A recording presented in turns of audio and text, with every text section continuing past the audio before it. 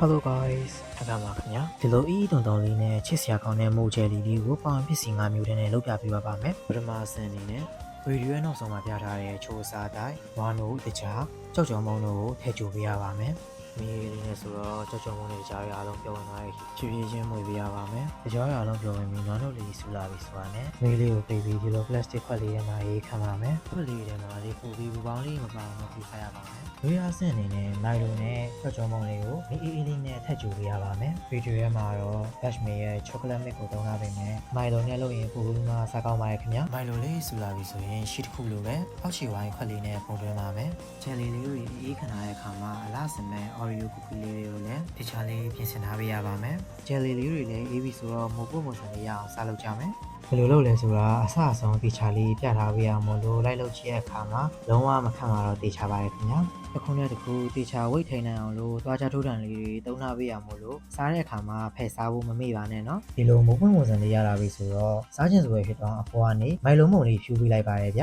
ပိုလာခြင်းလို့ရွက်တူလေးရဲ့ sugar flower လေးရဲ့နဲ့ထပ်ပြီးလာဆင်ပေးလိုက်ပါတယ်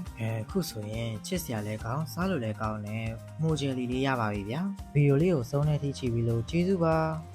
နောက်ထပ်ဗီဒီယိုလေးနဲ့သူပြန်လာခဲ့ပါမယ်